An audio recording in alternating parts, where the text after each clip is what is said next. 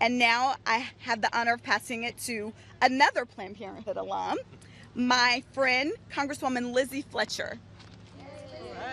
Nice job, Nakima. Thank you so much.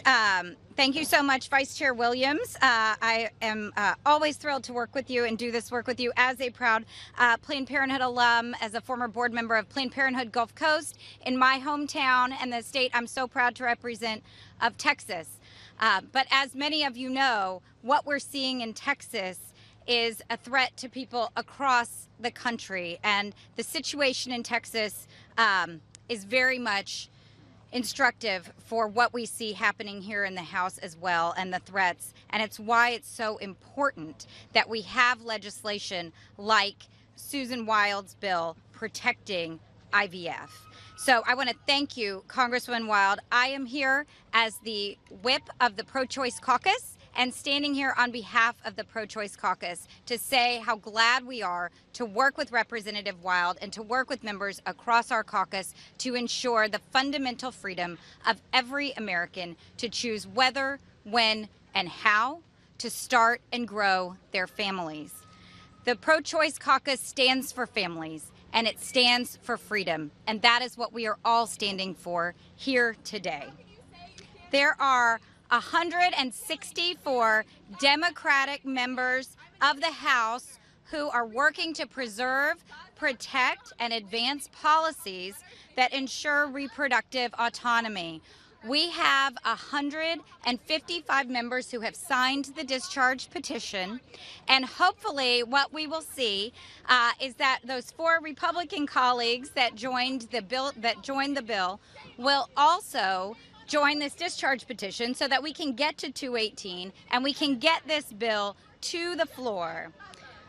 And as we know, as Representative Wild mentioned, it was not a surprise to many of us when we saw the decision coming from Alabama, because this has been a program for years and an effort for years to remove and take away the rights of women and families across this country and to strip millions of Americans of their freedom to make these decisions on their own. Certainly we saw it in the Dobbs case, but we've seen for 50 years the systematic effort to remove the protections provided by Roe v. Wade.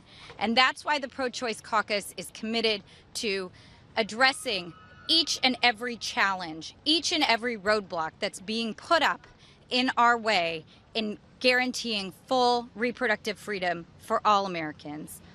And it is really important to understand how deep these attacks go. As I mentioned in my opening, in my home state of Texas, we see the danger.